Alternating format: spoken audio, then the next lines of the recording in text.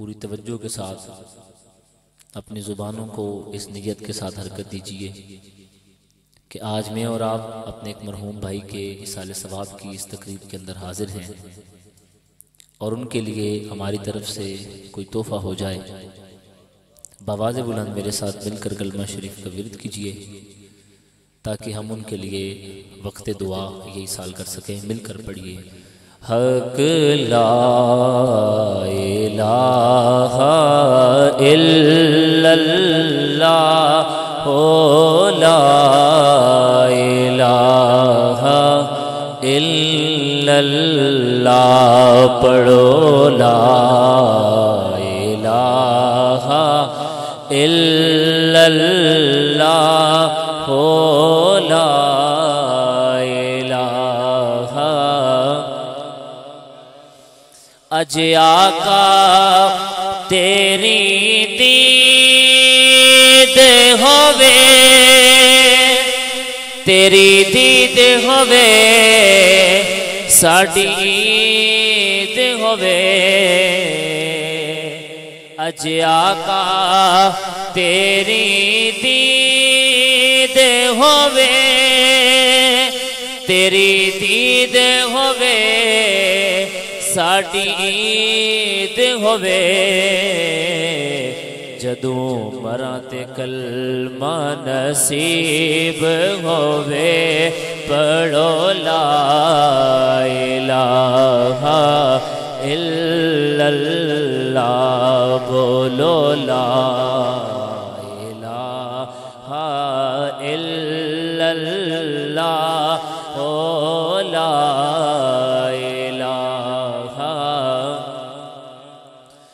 وچ قبر تے دل گھبراوے گا اتھے کوئی نہ تینوں بچاوے گا وچ قبر تے دل گھبراوے گا اتھے کوئی نہ تینوں بچاوے گا اتھے کملی والا آوے گا پڑھو لا الہ الا اللہ حق لا الہ الا اللہ لا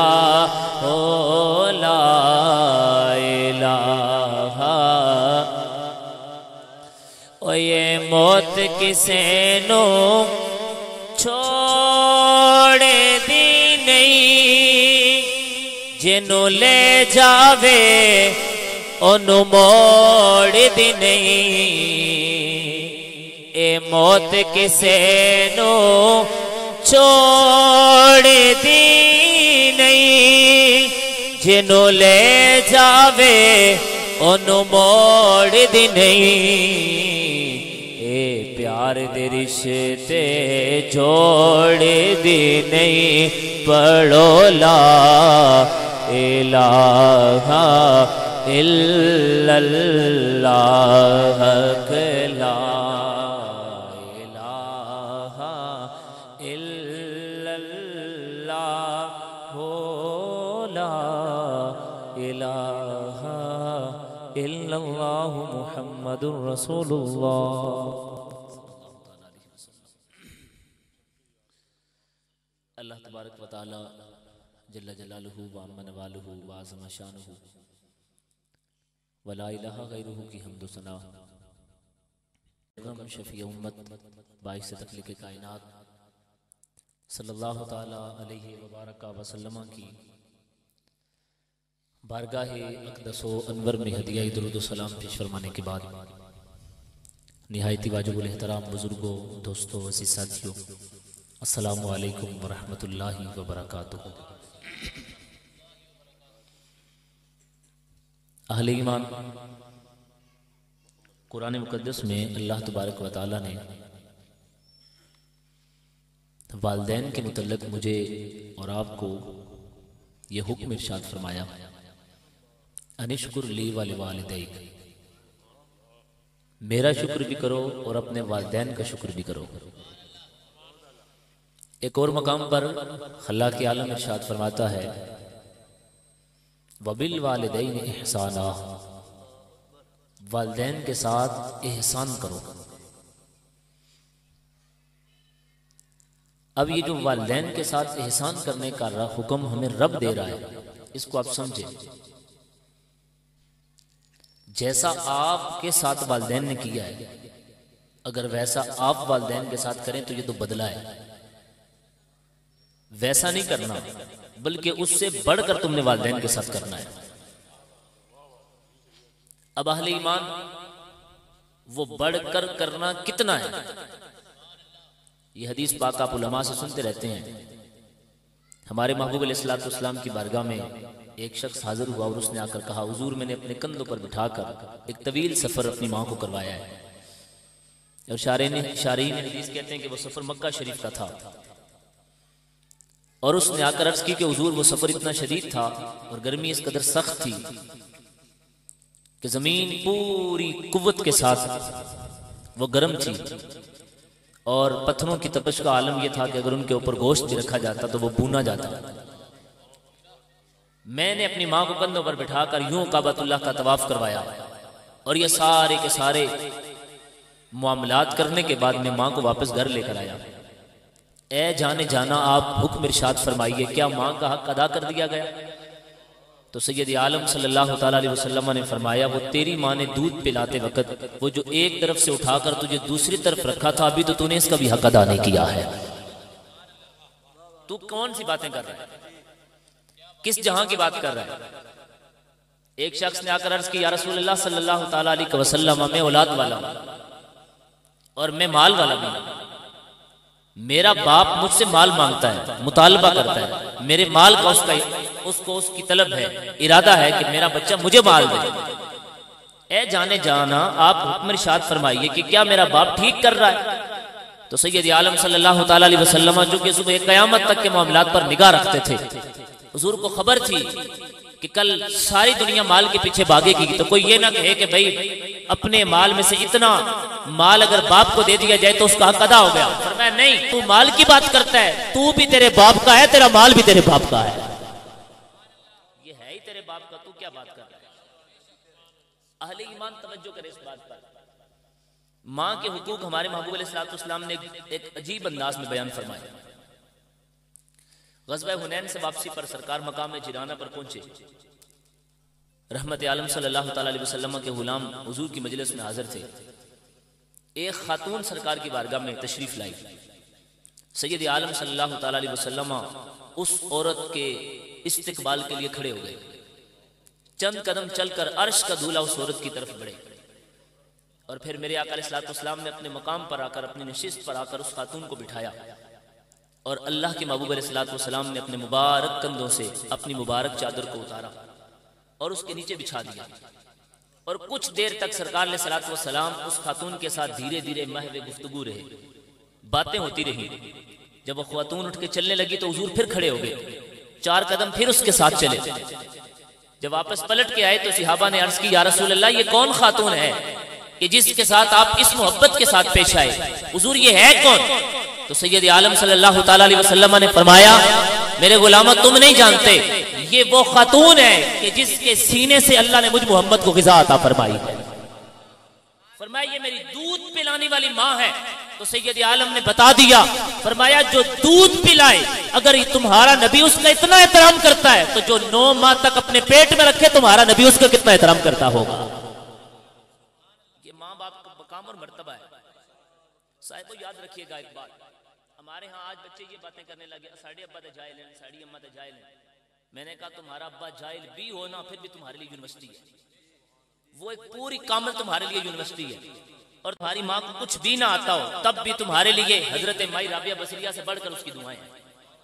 یہاں تو ہمارے جیسے پیر کے پاس آپ آ جائیں اور کہیں قاری صاحب شاہ صاحب یہ 5000 روپے لیں اور میرے لیے دعا کریں، تو ہم نے تو دعائیں بڑی پکی یاد ہیں، ہم تو فوراً کہیں گے اللہ تیرا بھلا کرے، خدا خیر کرے، رحم فرمائے، فضل فرمائے، کامیابیاں دے۔ یہ دعائیں ہمیں یاد ہیں اور رٹی رٹائی ہیں، آپ کہیں گے تو آدھی نیند میں بھی ہم یہ دعا کر دیں گے آپ کو، چونکہ یہ تو رٹی رٹائی کام ہے۔ لیکن صاحب 1 روپیہ اپنی ماں کی ہتھیلی پر آپ مت رکھیں، لیکن صبح نکلتے وقت ماں کو صرف ایک بات کہہ دیں، اماں جی دعا کریو میں انٹرویو دین چڑھیا۔ وہ ماں اس قدر مخلص ہے تیرے ساتھ کہ وہ سارے محلے کی بچیاں بٹھا کر درود تنجینہ کا ختم شروع کر دے گی، وہ سارا دن مصلی پہ بیٹھی رہے گی۔ آج ہمارے بچوں کا، ہمارے نوجوان دوستوں کا خیال یہ ہوتا ہے کہ ہماری ماں کو ہمارے پیسوں سے طلب ہے، اس کو ضرورت ہے، ہمارے مال کی ضرورت ہے، حالانکہ ماں باپ کو اس چیز کی ضرورت ہی نہیں ہے۔ صاحب میں اور تو کیا سمجھے کہ ماں کی دعائیں کیا ہیں؟ ہمیں کیا خبر کہ باپ کا مقام اور مرتبہ کیا ہے؟ ہمیں کیا معلوم کہ باپ کو اللہ نے کتنا شجر سایہ دار بنایا ہے؟ حضرت بایزید بسطامی رحمۃ اللہ تعالی علیہ، حضرت بایزید بسطامی کون ہے؟ آپ صوفیاء سے پوچھو۔ صوفیاء کہتے ہیں کہ جو مقام اور مرتبہ اللہ نے ملائکہ کی جماعت میں جناب جبریل کو دیا ہے نا، وہ مقام اللہ نے صوفیاء کی جماعت میں حضرت بایزید کو عطا فرمایا ہے۔ اب وہ جو بیچارہ جیلوں میں بیٹھا ہے بیچارہ، اس کو کیا پتا بایزید کیا ہے؟ حضرت بایزید بسطامی رحمۃ اللہ تعالی علیہ بالکل چھوٹے سے تھے۔ سیدنا بایزید بسطامی رحمۃ اللہ تعالی علیہ اپنی ماں کے پاس آئے اور آ کر عرض کرتے ہیں، ماں جی اگر آپ اجازت دیں اور مجھے اپنا حق معاف کریں تو میں رب کو راضی کرنا چاہتا ہوں۔ ماں نے کہا بیٹا جا بایزید، ہم نے تجھ کو اپنا حق معاف کیا، رب کو راضی کر کیا۔ حضرت سیدنا بایزید گھر سے نکلے اور 12 سال تک سیدنا بایزید بسطامی چلے کاٹتے رہے، کبھی ایک صوفی کی مجلس میں، کبھی دوسرے صوفی کی مجلس میں، کبھی تیسرے کے پاس، کبھی جنگلوں میں، کبھی غاروں میں، کبھی درباروں پر، کبھی مسجدوں میں، کہاں سے حضرت بایزید بسطامی گزر گئے۔ 12 سال کے بعد سیدنا بایزید بسطامی رحمۃ اللہ تعالی علیہ کا گزر دوبارہ بسطام شہر سے ہوا۔ حضرت بایزید کے ذہن میں خیال آیا، او بایزید پتہ نہیں تیری ماں کا کیا حال ہوگا، آج ماں کی زیارت کرتے ہیں۔ سیدنا بایزید بسطامی فرماتے رات کا پچھلا پہر تھا اور میں اپنے گھر کے اندر پہنچا، دیکھا تو دروازہ بند تھا۔ خیال آیا کہ دروازے پہ دستک دے کر میں گھر کے اندر داخل ہو جاؤں۔ پھر ذہن میں خیال آیا کہ بایزید 12 سال بعد ماں کو ملے گا، پھر بھی اس کا آرام میں خلل ڈال رہا ہے۔ اور صاحبو یہ وہ بایزید بسطامی ہے کہ جن کو ولایت کہاں سے ملی ہے۔ سیدنا بایزید بسطامی بالکل چھوٹے بچے تھے اور سردیوں کی لمبی رات تھی۔ ماں نے کہا بایزید پانی پلا۔ حضرت بایزید بسطامی اٹھے تو گھڑے کے پاس گئے تو پانی نہیں تھا، گھڑا اٹھا کر سر پہ رکھا اور کنویں پہ چلے گئے۔ پانی بھر کے واپس پلٹ کے آئے نا تو سیدنا بایزید بسطامی کی اماں سو چکی تھی۔ حضرت بایزید نے گلاس کے اندر، وہ کٹورے کے اندر پانی ڈالا اور ماں کے سرانے کھڑے ہو گئے۔ صبح نماز فجر کی اذان ہوئی تو آنکھ کھلی، ماں نے دیکھا میرے سرانے میرا بایزید کھڑا ہے۔ کہو بایزید تو کیا کر رہا ہے؟ تو کہا اماں جی پانی مانگا تھا لے کے کھڑا ہوں۔ کوئی مانگا تھا لیکن تو نے لایا نہیں تھا تو میں تو سو گئی تھی۔ انہوں نے کہا اماں جی گھڑے میں پانی تھا ہی نہیں، میں تو کنویں پہ چلا گیا تھا، کنویں سے پانی بھر کے لایا تو بایزید جگا کر مجھے پلا دیتا۔ اور میں اماں جی آپ سوئی تھی، میں نے کہا نیند میں خلل پڑے گا تو بایزید سو جاتا۔ فرمایا اماں جی خیال آیا تھا کہ کہیں ایسا نہ ہو رات کے وقت پھر ماں کہے پانی، اور جتنی دیر میں اٹھ کر پانی لے کر آؤں ماں دوبارہ سو جائے۔ میں یہ گلاس لے کر سرہانے کھڑا ہو گیا۔ حضرت بایزید بسطامی کی ماں نے نا جب یہ محبت دیکھی نا تو حضرت بایزید کی ماں نے ہاتھ اٹھا دیے، انہوں نے کہا یا اللہ آج رات بایزید میرے سرانے کھڑا ہے، اب کائنات ساری اس کے سرانے کھڑی ہو جائے۔ اہل ایمان آج کھڑی ہے ساری کائنات حضرت بایزید کے نام پر۔ اب یہ بایزید بسطامی کہتے ہیں 12 سال بعد دوبارہ پلٹ کے میں بسطام شہر آیا اور ماں کے دروازے پہ کھڑا ہو گیا۔ جب صبح کے وقت مجھے گھر کے اندر سے آواز آئی تو مجھے خیال آیا کہ تہجد کے لیے میری ماں اٹھ گئی ہے۔ میں نے آواز لگائی اماں بایزید آیا ہے۔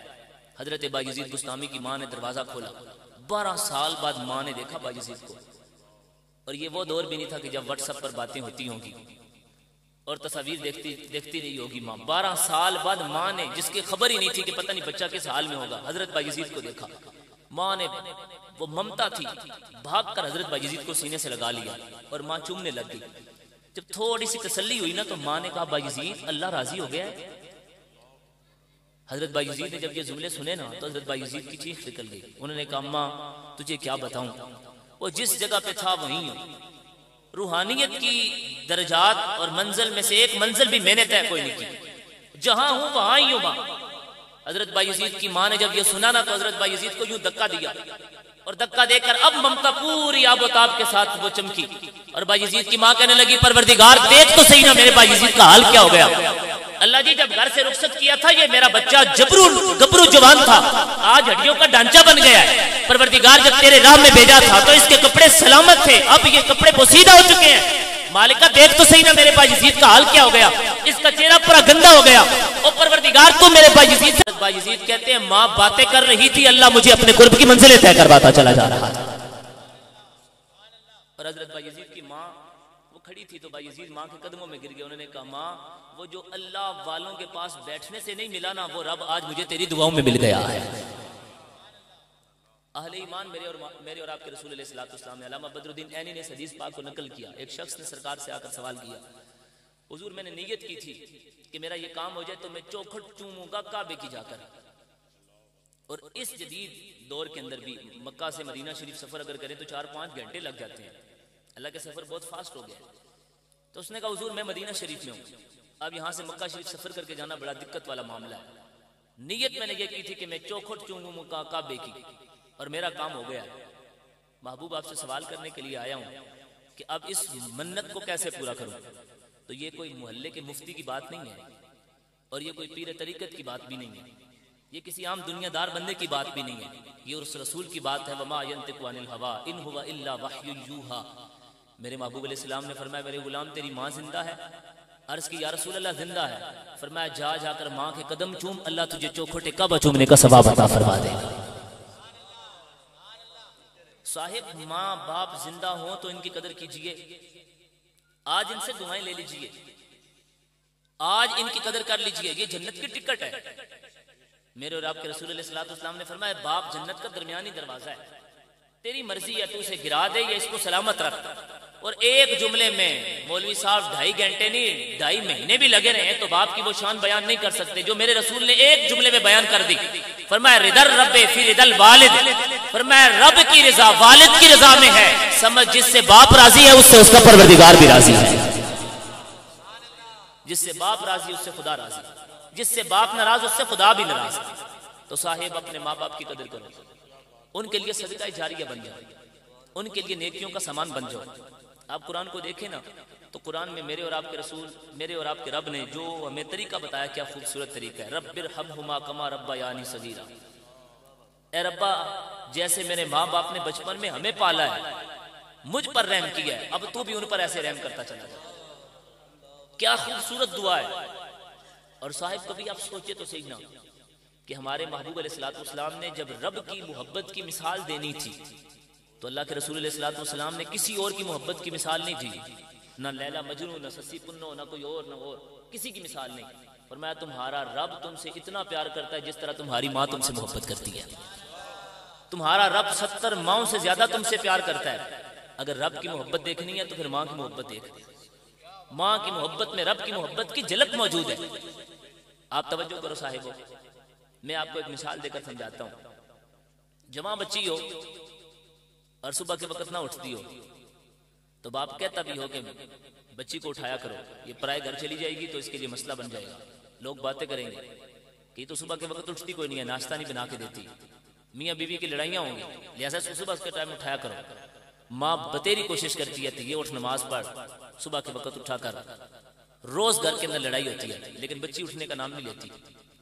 لیکن اسی بچی کی شادی ہو جائے اور خدا اس کی گود کو ہرا کر دے، اب 4 بجے صبح کے وقت بھی بچہ ایک مرتبہ بولتا ہے نا تو ماں اٹھ کے بیٹھ جاتی ہے، ساری رات اس بچے کو اٹھا کر وہ جناب گود کے اندر وہ لوریاں دیتی رہتی ہے، اس کی نیندیں ساری اڑ گئی۔ کیا ہو گیا تجھے؟ اس نے کہا مجھے اس بچے سے پیار ہے۔ رب کہتا ہے وہ انسانوں ذرا غور تو کرو نا، میں نے ماں کے دل میں تمہاری کیسی محبت ڈالی ہے، اور یہ جیسی محبت تم سے تمہاری ماں کر رہی ہے نا، اس سے 70 گنا زیادہ تم سے تمہارا رب پیار کرتا ہے، وہ تم سے پیار کرتا ہے۔ اگر ماں تمہاری تکلیف برداشت نہیں کرتی تو تمہارا رب بھی تمہاری تکلیف برداشت نہیں کرتا۔ صاحبو ہماری انتظامیہ نے جو ہمیں وقت دیا تھا اس میں 2 سے 3 منٹ رہ گئے ہیں، ایک بات میں آپ سے اور کرنا چاہتا ہوں اور گفتگو سمیٹتا ہوں۔ اہل ایمان اپنی کھلی آنکھوں کے ساتھ اپنے رب کو راضی کر لیں۔ آج میرا اور آپ کا المیہ یہ ہے کہ ہم آخرت کو بھول چکے ہیں، ہم نے زندگی میں دنیا کو اوڑھنا بچھونا بنا لیا ہے۔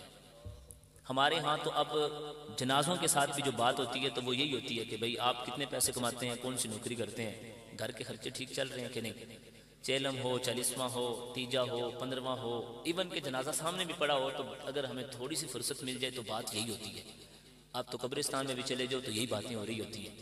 یعنی ہمارے ذہن سے آخرت بالکل نکل گئی اور ہم دنیا کے پیچھے بھاگ رہے ہیں، اور ہم سمجھتے ہیں کہ دنیا میں جو انسان زیادہ پیسہ کما لے وہ کامیاب ہو گیا، اور یہی کامیابی ہے۔ میں صرف ایک مثال دے کر آپ سے گفتگو سمیٹتا ہوں۔ کسی صوفی بابے نے بڑی پیاری مثال دی۔ وہ فرماتے ہیں کہ بادشاہ نے 3 وزیروں کو بلایا اور بلا کر کہا کہ یہ بوریاں پکڑو اور جاؤ جا کر ان کو بھر کے لے کے آؤ، لیکن یہ خیال کرنا یہ تازے پھل بھر کے لانے ہیں باغ سے۔ اب ان میں سے ایک وزیر گیا اور اس نے جا کر پوری توجہ کے ساتھ، پورے علم کے ساتھ، پوری محنت کے ساتھ صاف ستھرے پھل پکڑے اور پکڑ کر بوری کے اندر ڈالے اور پوری بوری بھری کہ بادشاہ نے مجھے کہا تھا کہ پھل کے ساتھ بوری بھر کے لانا، تو بادشاہ کہیں ناراض نہ ہو جائے۔ دوسرا بیچارہ وہ کوئی تھوڑا سست تھا، اس نے کہا بادشاہ نے کون سا یہ پھل کھانے ہیں؟ جو اس کے ہاتھ لگا اس نے اٹھایا، وہ ٹھیک تھا خراب تھا جیسا تھا، اس نے پکڑا اور پکڑ کر بوری میں ڈالا اور بوری اٹھا کر لے کے آ گیا۔ تیسرا بیچارہ وہ ہم سے بھی زیادہ کوئی ہماری طرح کوئی زیادہ ہی سست تھا، اس نے کہا بادشاہ نے کون سا چیک کرنا ہے کہ پھل ہیں بھی ہے یا نہیں، اس نے تو بوری دیکھنی ہے۔ اس نے جناب بوری بھری، اس کے اندر مٹی بھی ڈالی، اس کے اندر وہ پتھر بھی ڈالے، اس کے اندر روڑا بھی ڈالا، اور جو تھا چڑھا اس کے ہاتھ میں اس نے اٹھا کر ڈالا اور بوری بھری کندھے پہ اٹھائی اور بادشاہ کے پاس لے کے آیا۔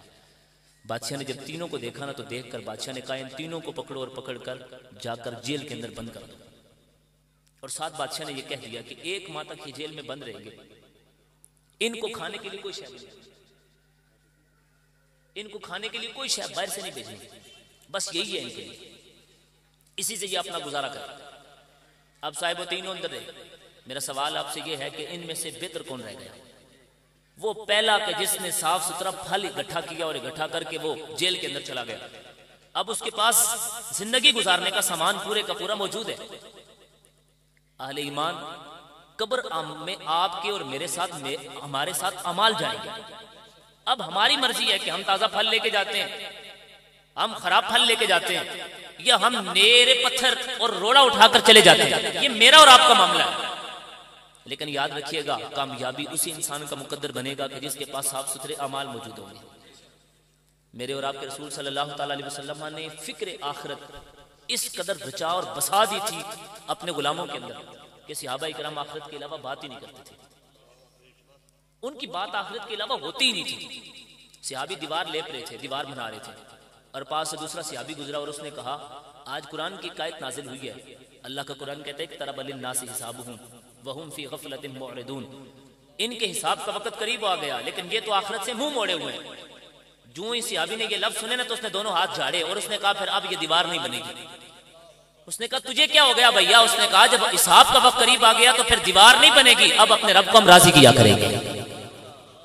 اہل ایمان میرے محبوب علیہ الصلوۃ والسلام کے غلاموں، دوستوں بزرگوں، یہ بات ذہن نشین کر لیں، یہ جان لیں کہ ہم میں سے ہر ایک نے دنیا چھوڑ کے جانا ہے، ہم نے مرنا ہے، یا رہنا کسی نے نہیں ہے۔ تو پھر ہمیں اپنے اعمال پر غور و فکر کرنا چاہیے، اور چونکہ انتظامیہ کی طرف سے آرڈر ہے تو میں ایک بات اور آپ کے سامنے رکھنا چاہتا ہوں، پوری اگر توجہ کے ساتھ رکھیں۔ اے کاش کہ ہم اپنے ماں باپ کے لیے نیک نامی کا باعث بن جائیں۔ یہ ماں باپ کا مقام اور مرتبہ تھوڑے سے انداز میں نے آپ وقت کو ملحوظ خاطر رکھتے ہوئے آپ کے سامنے رکھا۔ کاش ہم اپنے ماں باپ کے لیے نیک نامی کا باعث بن جائے۔ کوئی ہمیں دیکھے تو دیکھ کر کہے کہ یار کیسے اعلیٰ گھرانے سے، اس کے ماں باپ کیسے تھے؟ اس لیے کہ ماں باپ کا کلیدی کردار ہوتا ہے انسان کی زندگی کے اندر۔ یہ ہمارے بھائی واجد مغل صاحب، میں نے تو شکریال میں آ کر جو ان کو دیکھا وہ یہی تھا کہ 2-3 دفعہ انہوں نے وہ ہماری مسجد میں محفل کروائی، اور جب بھی کبھی ان سے میری ملاقات انہوں نے یہ کہا شاہ صاحب فلاں محفل ہے، آپ کو دعوت ہے، فلاں محفل ہے، دعوت ہے۔ اس دور کے اندر جب لوگ بجلی کے بل ادا نہ کر سکے نا، یہ محفلیں ویسے نہیں ہو جاتی۔ یہ کوئی اندر کا چراغ روشن ہوتا ہے، کوئی مجبوری ہوتی ہے، انسان کہتا ہے یار نہیں اب سارے کام ہو گئے، آپ یار کی باتیں بھی سنتے ہیں، اب سرکار کی باتیں بھی سنتے ہیں۔ یہ ویسے نہیں ہو جاتا، یہ ماں باپ کی تربیت ہوتی ہے۔ ماں باپ نے کوئی چیزیں بچوں کے دل میں اور ان کے ذہن میں، ان کے دماغ میں گٹی میں ڈالی ہوتی ہے، وہ مجبور ہوتے ہیں ان باتوں سے۔ حضرت سیدنا حبیب اجمی رحمۃ اللہ تعالی علیہ بیٹھے تھے، ایک شخص آ گیا اور اس نے آ کر کہا کہ حضرت میں توبہ کرنا چاہتا ہوں۔ جناب حضرت حبیب اجمی رحمۃ اللہ تعالی علیہ نے فرمایا خیریت ہے، تیرا مزاج تو ایسا نہیں ہے۔ اس نے کہا کل ایک نوجوان ملا تھا، اس نے میرے دل کی دنیا بدل کے رکھ دیا۔ کون سا نوجوان مل گیا تجھے؟ اس نے کہا حضور کل میرے گھر مہمان آئے تھے اور میری زوجہ نے مجھے کہا کہ بازار سے سودا سلف خرید کے لاؤ۔ میں بازار چلا گیا، سودا خریدا تو سودا کوئی تھوڑا زیادہ ہو گیا۔ میں نے وہاں سے ایک ملازم کو پکڑا، میں نے کہا یار یہ 3 درہم تجھے دوں گا، یہ میرا سودا اٹھا کر گھر چھوڑ کے آ جا۔ اور وہ جو نوجوان لڑکا تھا نا حضور، اس نے مجھے کہا کہ میں 4 درہم بھی نہیں لوں گا اور 2 بھی نہیں لوں گا، 3 درہم مجھے چاہیے، سودا تیرا اٹھا کر گھر چھوڑا ہوں۔ حضور میں نے 3 درہم اس کو دیے اور اس بچے نے سودا میرا اٹھایا اور اٹھا کر 4 قدم چلا تھا کہ زور کی اذان ہو گئی، اور جو ہی اذان ہوئی نا تو میرے اس بچے نے کہا، اس نوجوان نے کہا کہ انکل اگر آپ اجازت دیں تو یہاں آپ چھاؤں میں بیٹھیں، میں اللہ کی بندگی کر کے بھی آتا ہوں۔ اب رب کی بارگاہ سے بلاوا آ گیا۔ حضور میں وہاں کھڑا ہو گیا اور وہ بچہ مسجد چلا گیا۔ ابھی چند منٹ ہی گزرے تھے کہ وہ واپس آ گیا، تو میں نے اسے کہا کہ 12 رکعتیں ہیں زور کی اور تو 2-4 منٹ میں واپس آ گیا، خیریت تو ہے؟ اس نے کہا میں نے صرف فرض نماز ادا کی ہے اور بقیہ نہیں پڑھی، کہ بقیہ یہ کام کرنے کے بعد پڑھ لوں گا۔ کہیں گے ایسا نہ ہو کہ یہ اس بابے کے ذہن میں یہ آ جائے کہ کن کی اولاد میں سے یہ ہے کہ دین کے نام پر، نماز کے نام پر یہ کام چوری کر رہا ہے۔ سنت میں نے نہیں پڑھی، وہ میں بعد میں پڑھوں گا، نفل بھی میں نے نہیں پڑھے، وہ بعد میں پڑھوں گا، صرف فرض پڑھ کے واپس آ گیا کہ کوئی میرے ماں باپ کے کردار پہ انگلی مت اٹھائے۔ اور صاحب یہ وہ والا دور نہیں تھا کہ جس دور میں سنتیں چھوڑو جس کی ضرورت ہی نہیں ہے، نفل چھوڑو جس کی ضرورت ہی نہیں ہے۔ اب تو جناب ہمارے ہاں یوٹیوب پر بیٹھے ایسے مطلب وہ ایسے جناب لوگ مفکر بن گئے کہ کہتے ہیں سنت کی تو ضرورت ہی نہیں ہے، وہ جو سنت کی تو لوڑ ہی کوئی نہیں ہے۔ میں نے کہا تجھے کس نے کہا لوڑ نہیں ہے؟ وہ نہیں جی نہیں سنت نہیں، بس فرض ادا کر لو۔ میں نے کہا بھلے اس سے بھی زیادہ کوئی سنت کی لوڑ ہو سکتی ہے؟ اللہ کے رسول علیہ الصلوۃ والسلام نے فرمایا فمن راغب عن سنتی فلیس منی، فرمایا جس نے میرا طریقہ چھوڑا وہ تو میرا ہے ہی نہیں۔ اگر سنت کی لوڑ پتہ کرنی ہے نا کہ سنت کتنی ضروری چیز ہے تو پیر میرے علی شاہ صاحب سے جا کر پوچھ لیں، ان سے پوچھ جا کر۔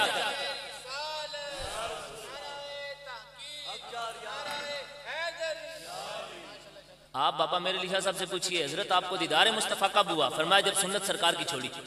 تو ہوا کیوں؟ فرمایا سرکار کہنے آئے تھے پتر میرے علی شاہ تو میری سنت نہیں پڑھے گا تو پھر میری سنت پڑھے گا کون؟ تو سرکار بتا کے گئے، اور امام محمد رضا نے کہا با خدا خدا کا یہی ہے در، نہیں اور کوئی مفر مکر، جو وہاں سے ہو یہی آ کے ہو، جو یہاں نہیں تو وہاں نہیں۔ فرمایا رب کی بارگاہ میں بھی پہنچ وہی سکتا ہے جو در مصطفیٰ پہ پہنچنے والا ہو۔ اب حضرت سیدنا ابی بجمی رحمۃ اللہ تعالی علیہ سے بندہ کہتا ہے حضور ہم چل کے گھر چلے گئے۔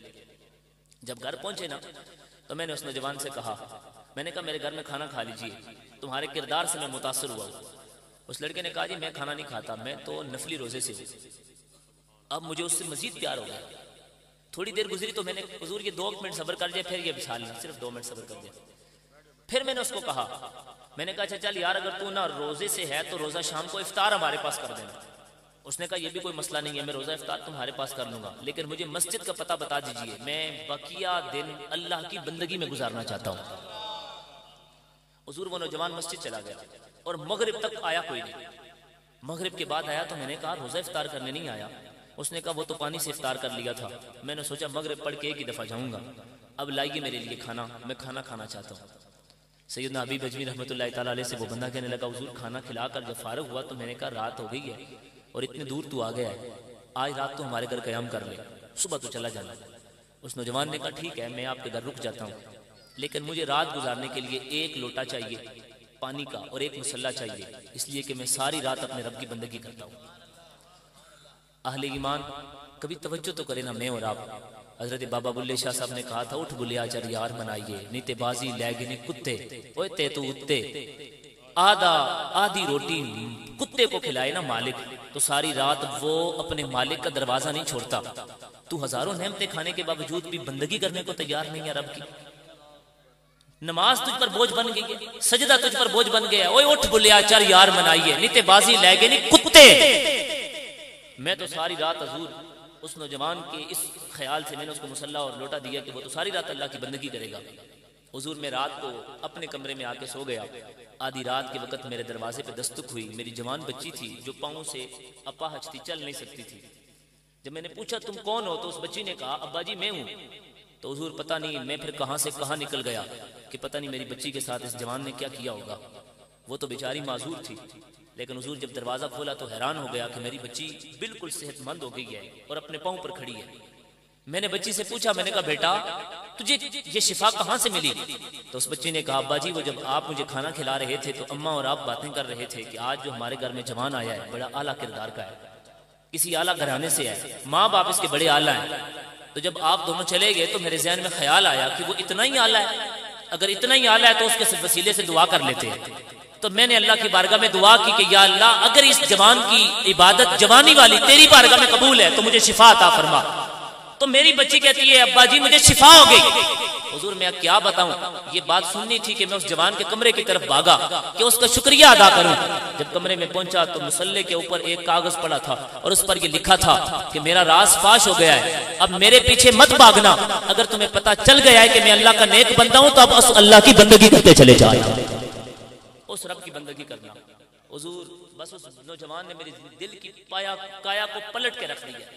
اہل ایمان, میرے محبوب علیہ الصلوۃ والسلام کے غلاموں, دوستوں اور بزرگوں, ہمارے بھائی ساجد محمود صاحب جوان تھے اور جوانی کے عالم میں چلے گئے. یہ بھی ایک خیال ہے اور یہ بھی ایک دھوکہ ہے کہ جی میں بوڑھا ہوں گا تو پھر نماز پڑھ لوں گا, پھر اللہ